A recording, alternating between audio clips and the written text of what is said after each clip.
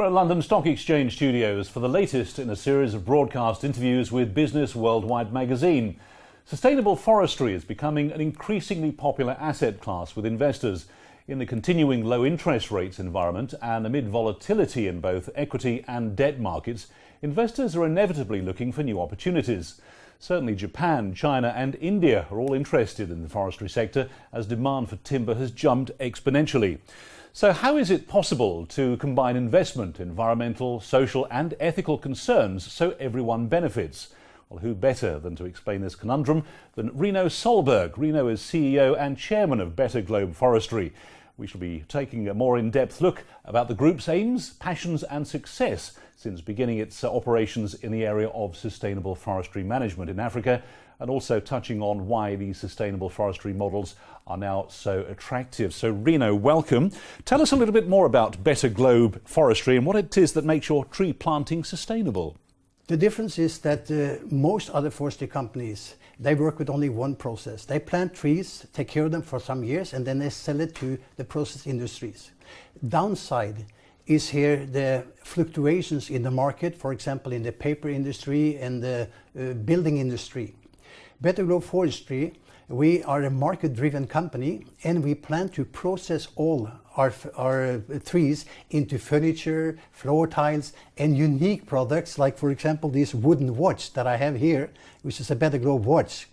And we do this to avoid fluctuations. We will first and foremost export everything, we will do the marketing ourselves and we will own all the processes in a sustainable manner. Now, can you explain in more detail how the business model actually works?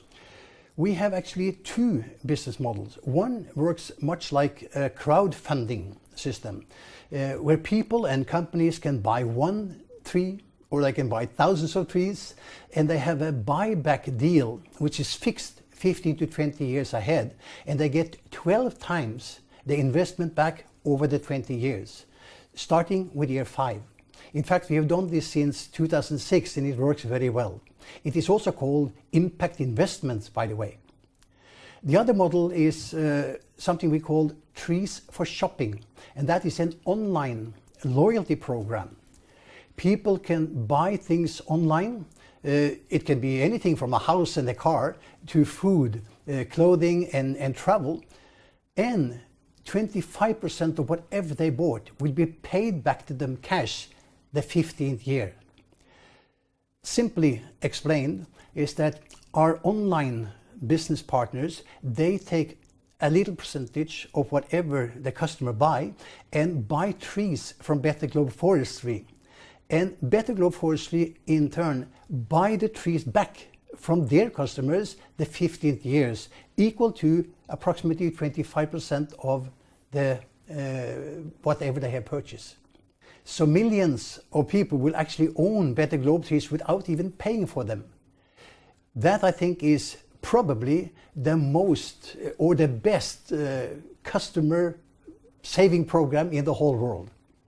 Now, what do you perceive the risks to be associated with forestry investing in Africa, Rino? Is there anything investors should bear in mind when weighing up this type of investment? No investment is risk-free.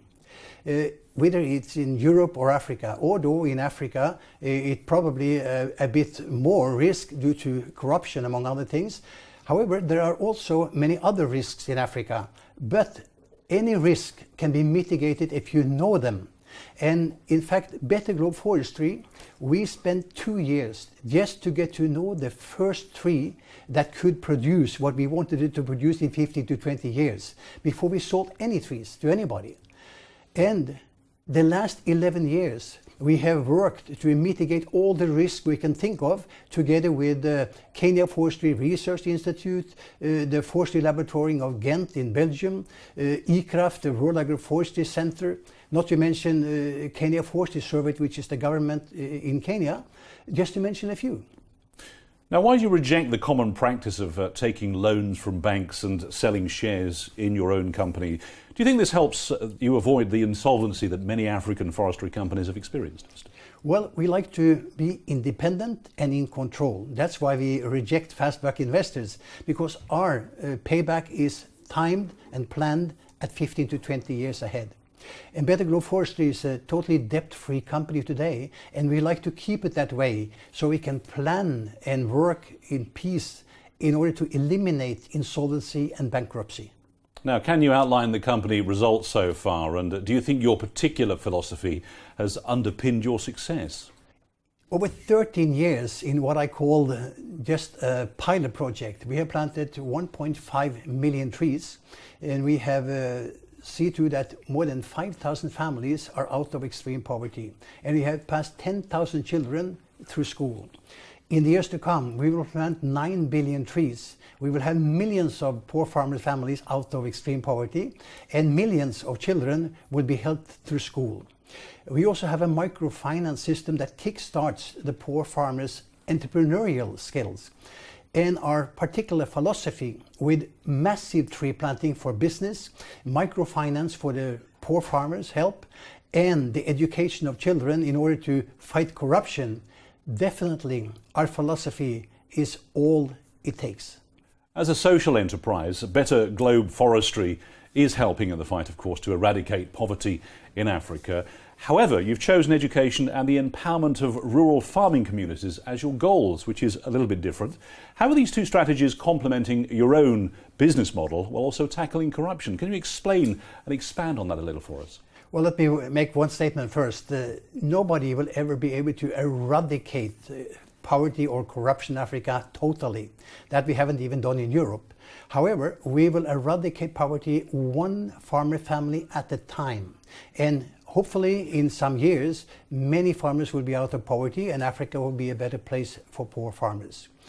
When it comes to eradicating corruption, that might be a pipe dream. However, we have found a way, which we think is the only way to fight corruption, starting with the children at 3-4 years of age, and then teach them integrity in order to fight corruption long term.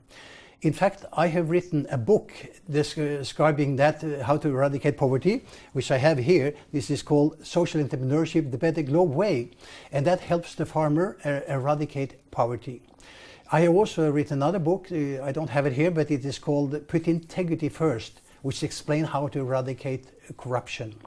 We also publish 2 magazines. One is called Miti, means trees in Swahili, and it is the Tree Farmers Magazine for Africa.